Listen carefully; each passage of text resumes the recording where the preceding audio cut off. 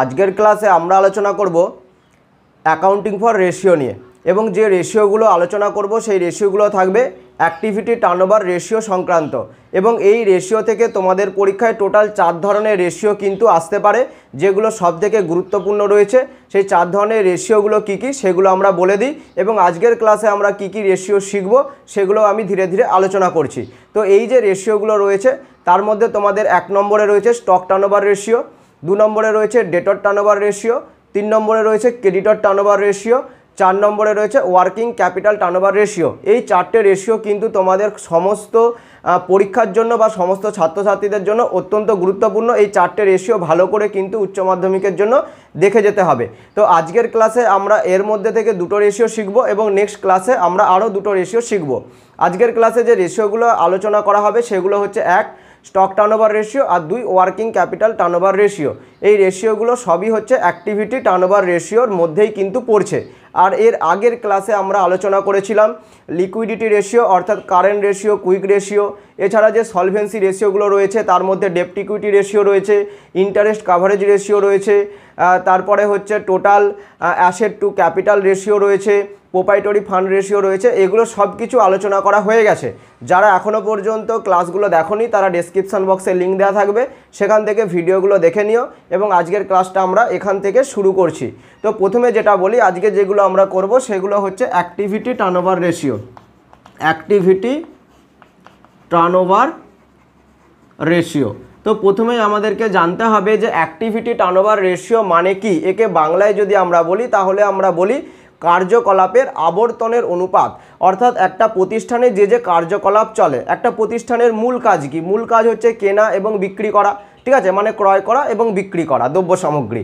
এখন এই দ্রব্য সামগ্রী ক্রয় করা হচ্ছে, বিক্রি করা হচ্ছে, দেনাদারকে হচ্ছে দেনাদারের কাছ থেকে টাকা কিভাবে আদায় করা হচ্ছে, পাওনাদারকে কতটা তাড়াতাড়ি টাকা পেমেন্ট করা হচ্ছে, এই সমস্ত বিষয়গুলো এই যে অ্যাক্টিভিটিগুলো সারা বছর ধরে চলে, সেই সারা বছর ধরে এই অ্যাক্টিভিটিগুলো কতটা দ্রুততার সাথে হচ্ছে সেটাই আমরা এই রেশিওগুলোর মাধ্যমে জানতে পারি। তাহলে সংক্ষেপে কি বললাম, যে একটা কারবারে যা কিছু কার্যকলাপ হয়, যা কিছু অ্যাক্টিভিটি হয়, সেটা কতটা দ্রুততার সাথে হচ্ছে সেগুলো জানার জন্য আমরা এই অ্যাক্টিভিটি টার্নওভার রেশিওগুলো করি। আর এই রেশিওর মধ্যে একটা গুরুত্বপূর্ণ রেশিও হচ্ছে stock turnover ratio. Stock turnover ratio, যাকে আমরা বলি মজুত আবর্তনের অনুপাত। এই মজুত আবর্তনের অনুপাত কি, কার সাথে কার অনুপাত আমরা করব এবং এই অনুপাত থেকে আমরা কি জানতে পারবো, এই সমস্ত বিষয়গুলো আজকের ক্লাসে আমরা আলোচনা করব। এবং এই রেশিওটা শেখার পরে কিছু অঙ্কও আমরা করব, অর্থাৎ যেগুলো সাধারণত এমসিকিউ টাইপের আসতে পারে, সেই অঙ্কগুলো নিয়ে আজকে আমরা আলোচনা করব। তো প্রথমেই বলি স্টক টার্নওভার রেশিও বা মজুত আবর্তনের অনুপাত। এখন অনুপাত করতে গেলে আগেই বলেছি যে 2টো উপাদান লাগবে, কখনো একটা উপাদানের মাধ্যমে অনুপাত করা যায় না, 2টো উপাদান থাকলে তবেই তাদের মধ্যে কিন্তু অনুপাত করা যায়। তাহলে স্টক টার্নওভার রেশিও যদি আমরা করি তাহলে অনুপাতটা কার সাথে কার আমরা করছি, এই অনুপাতটা আমরা করছি cost of goods sold, cost of goods sold এর সাথে আমরা কার অনুপাত করছি, অ্যাভারেজ স্টকের অনুপাত। কস্ট অফ গুডস সোল্ডের সাথে অ্যাভারেজ স্টকের অনুপাত আমরা করছি। ক্লিয়ার? তাহলে রুলটা এখানে আমরা কি লিখতে পারি, রুলটা আমরা লিখতে পারি কস্ট অফ গুডস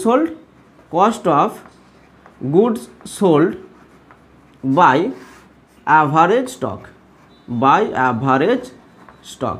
আচ্ছা, এই এতটা পর্যন্ত আমরা জেনে গেলাম যে কস্ট অফ গুডস সোল্ড এবং অ্যাভারেজ স্টকের মধ্যে আমরা একটা অনুপাত করছি, যে অনুপাতটার আমরা নাম দিয়েছি কি স্টক টার্নওভার রেশিও। এখন এই অনুপাতটা থেকে আমরা কি জানতে পারবো, এই অনুপাতটা থেকে আমরা কি জানতে পারবো আর কেনই বা করব, ঠিক আছে।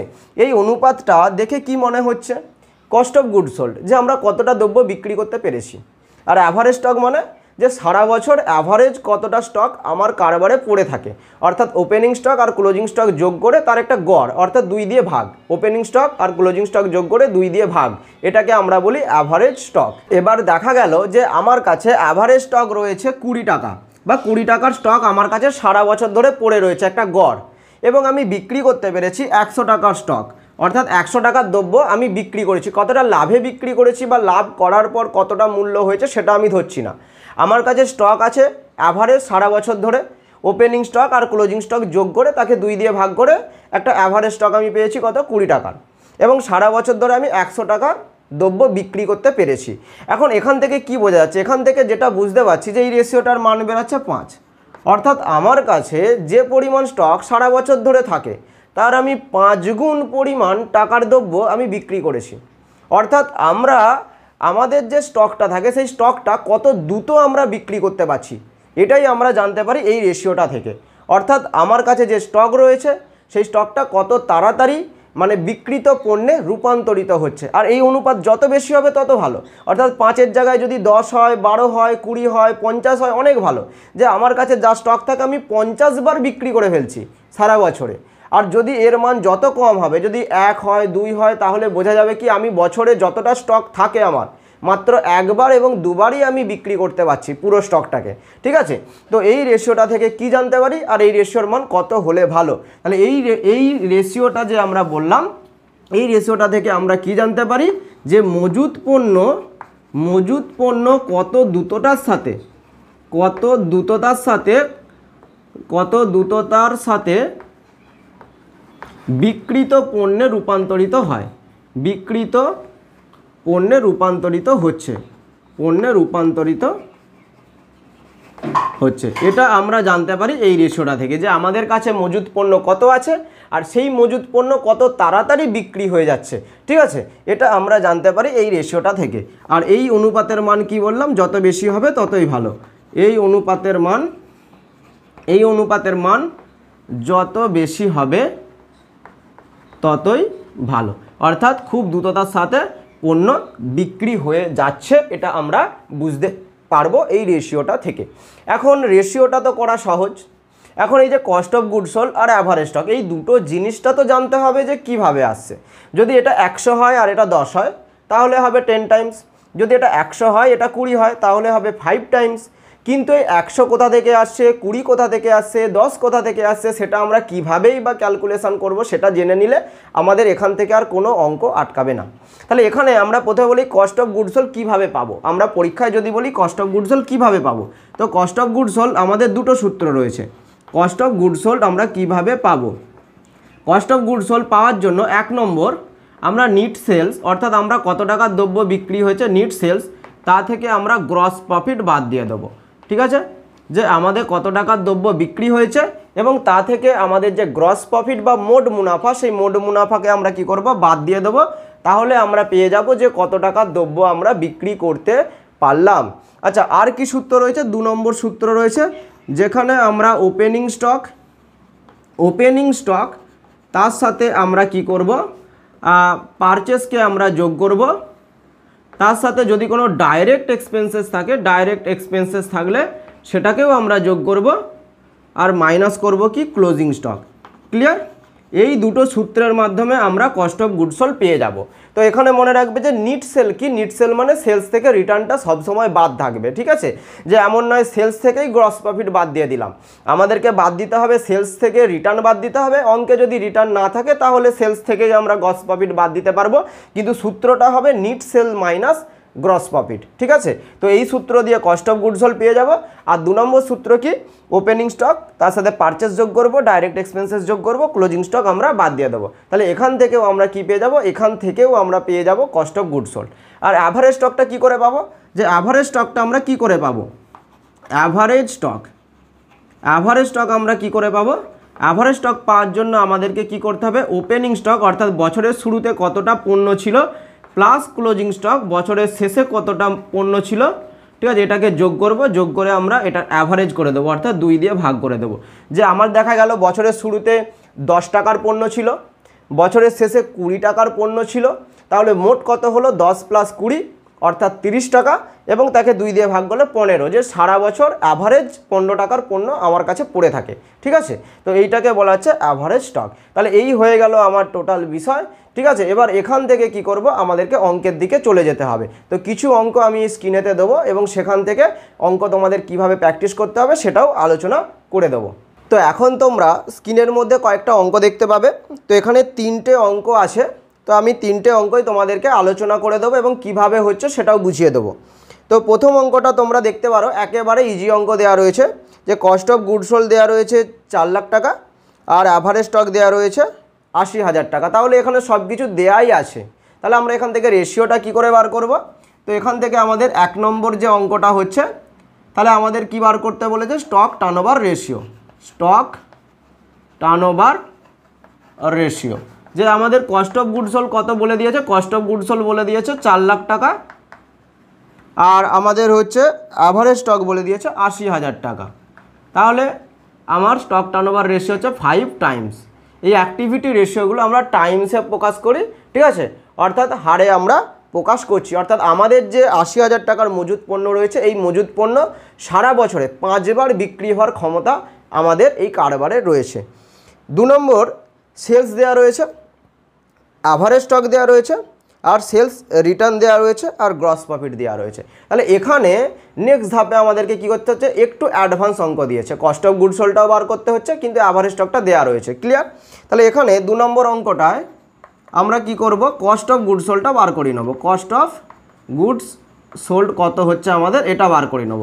তো আগেই বলেছি যে কস্ট অফ গুডস সোল্ড নির্ণয় করার 2টো সূত্র রয়েছে। এক তো আমরা নিট সেল থেকে গ্রস প্রফিট বাদ দিতে পারি, আর একটা আমরা ওপেনিং স্টকের সঙ্গে পারচেস যোগ করব, তার সঙ্গে ডাইরেক্ট এক্সপেন্সেস যোগ করব আর ক্লোজিং স্টক বাদ দেবো। তো এখানে আমাদের সেলস আছে, সেলস রিটার্ন আছে, গ্রস প্রফিট আছে, তাহলে আমরা প্রথম সূত্রটাকেই কাজে লাগাবো।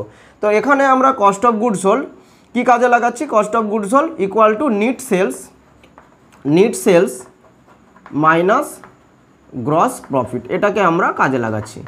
তো নিট সেল এখানে কি হবে? সেলস থেকে সেলস রিটার্ন। এখন সেলস কত টাকার হয়েছে? সেলস হয়েছে 2,20,000 টাকা আর রিটার্ন হয়েছে 20,000 টাকা। তাহলে 2,20,000 মাইনাস 20,000 অর্থাৎ নিট সেল হয়েছে 2 লাখ টাকা। আর গ্রস প্রফিট কত বলছে? গ্রস প্রফিট বলছে এই সেলের ওপর 20% অন সেলস। ক্লিয়ার? তাহলে আমার সেলস হয়েছে কত? 2 লাখ টাকা আর আমি বিয়োগ করছি কত? 2 লাখ টাকার 20%, 20/100। তাহলে 2 লাখ টাকার সেলস, তা থেকে মাইনাস করে দিচ্ছি 40,000। তাহলে 1,60,000 টাকার আমার দ্রব্য বিক্রি হয়েছে বা কস্ট অফ গুডস সোল্ড পেলাম 1,60,000 টাকা। আর অ্যাভারেজ স্টক তো অঙ্কে দেওয়াই রয়েছে, অ্যাভারেজ স্টক দেওয়া রয়েছে 40,000। তাহলে তোমরা বুঝতেই পারছো, অতএব স্টক টার্নওভার রেশিও কত হবে? Stock turnover ratio equal to 1,60,000 by 40,000 equal to 4 times. অর্থাৎ আমার কারবারে যে মজুদ পণ্য থাকে সেটা 4 বার বিক্রি হতে পারে বা বিক্রি হয়েছে এই কারবারে একটি নির্দিষ্ট হিসাব বছরের মধ্যে। আচ্ছা, 3 অঙ্কটা আমাদের নেক্সট রুল দিয়ে কাজে লাগবে, যেখানে ওপেনিং স্টক আছে, ক্লোজিং স্টক আছে, পারচেস আছে আর ওয়েজেস আছে। তার মানে তোমরা বুঝতে পারছো এটা আরও একটু অ্যাডভান্স অঙ্ক দিয়েছে, যেখানে আমাদেরকে এই কস্ট অফ গুডস সোল্ড তো বার করতেই হচ্ছে, তার সাথে সাথে আমাদের অ্যাভারেজ স্টকটাও বার করতে হচ্ছে। ঠিক আছে? অর্থাৎ দুটোই নির্ণয় করতে হচ্ছে, তার সাথে আমরা রেশিওটাও নির্ণয় করব। তো এখানটা তোমাদের আমি মুছে দিচ্ছি, ঠিক আছে? তারপরে আমরা অঙ্কটা করার এখানে চেষ্টা করছি। তো 3 নম্বর অঙ্কতে আমরা কি করছি? প্রথমেই বার করে নেব কস্ট অফ গুডস সোল্ড। তো কস্ট অফ গুডস সোল্ড নির্ণয় করার জন্য আমরা কি করব? এখানে আর সেলস থেকে গ্রস প্রফিট বাদ দেওয়ার কোনোই আমাদের তথ্য নেই, তো এই তথ্য নিয়ে আমরা করতে পারবো না। তাই এখানে আমরা কি করব? আমরা এখানে করব ওপেনিং স্টক প্লাস কি করব? Plus purchase plus direct expenses, যার মধ্যে এখানে রয়েছে ওয়েজেস, আর মাইনাস করে দেবো ক্লোজিং স্টক। ঠিক আছে? তো এখান থেকে আমরা কস্ট অফ গুডস সোল্ডটা পেয়ে যাব। তো ওপেনিং স্টক কত আছে? 10,500 প্লাস পারচেস আছে 50,000 প্লাস ওয়েজেস আছে 5,000 মাইনাস ক্লোজিং স্টক আছে 14,500। তাহলে 10,500 আর 5,000 15,500, তা থেকে যদি 14,500 বাদ দিই তাহলে এখানে শুধুমাত্র 1,000 টাকাই যোগ হচ্ছে। ঠিক আছে? জেনারেলি 1,000 টাকায় যোগ হচ্ছে, তাহলে 51,000 টাকা। ৫১,০০০ টাকা আমাদের কি হলো, ৫১,০০০ টাকা আমাদের হলো কস্ট অফ গুডস সোল্ড। এবারে আমরা দেখে নেব যে অ্যাভারেজ স্টক আমাদের কত হচ্ছে।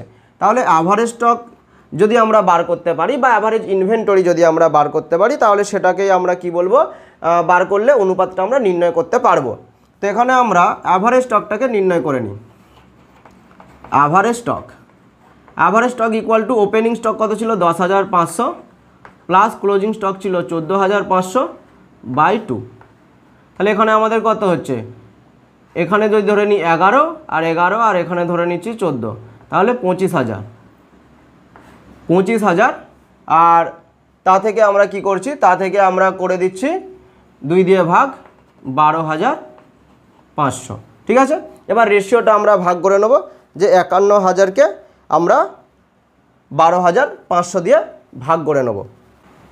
তাহলে আমাদের স্টক টার্নওভার রেশিও কত হচ্ছে, stock turnover ratio equal to 51,000 by 12,500 equal to 4.08 Times.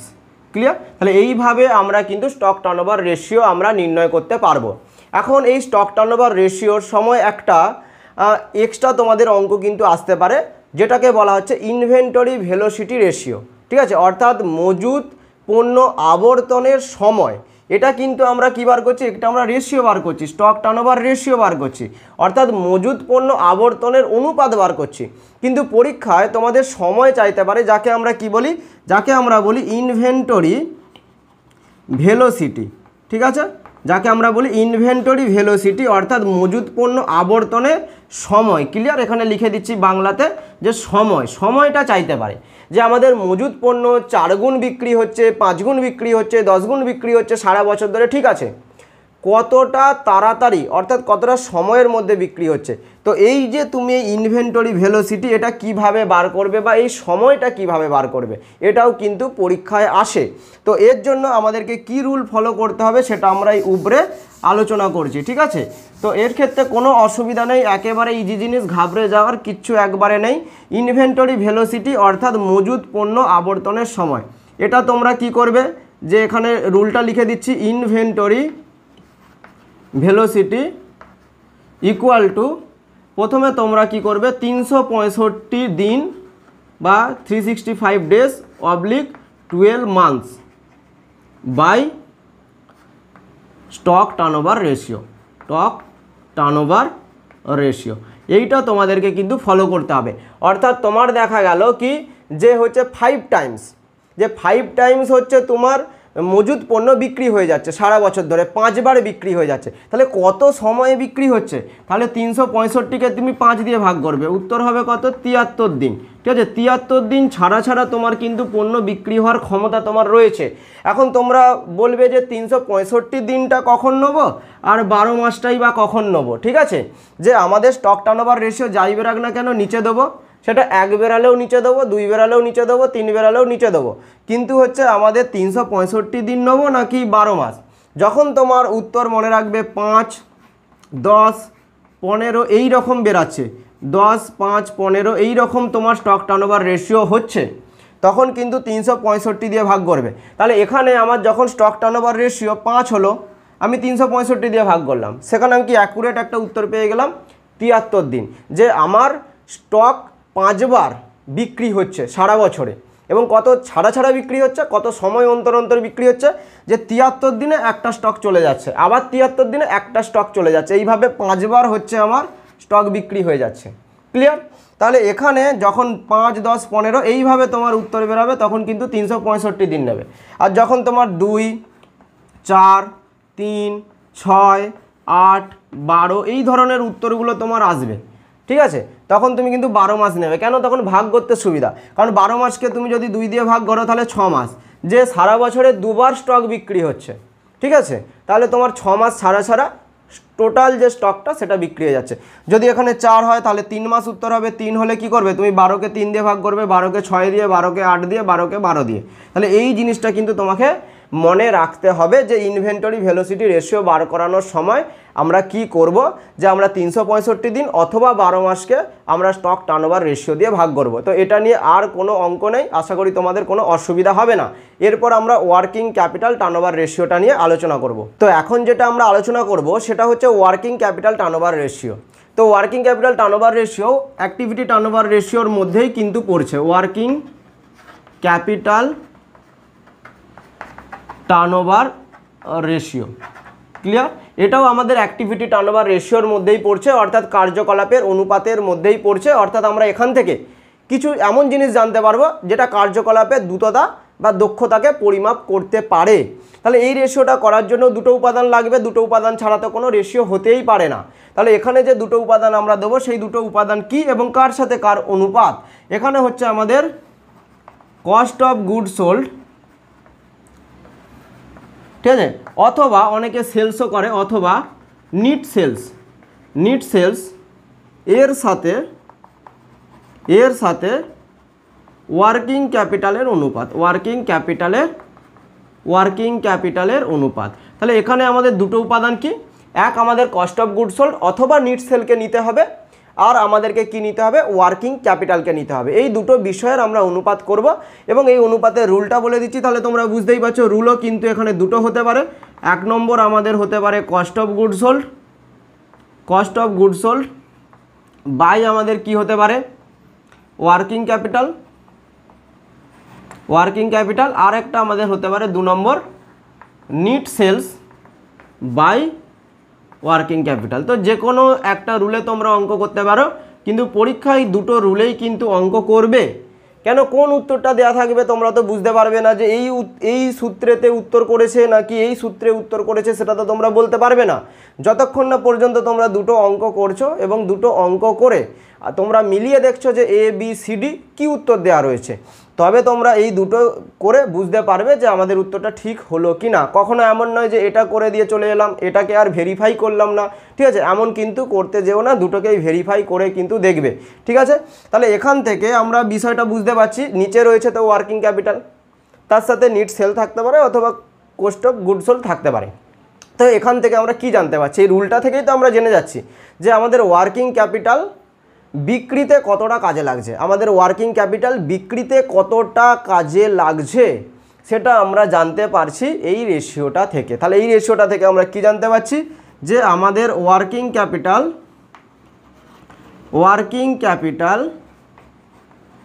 বিক্রয়ে কতটা কাজে লাগছে,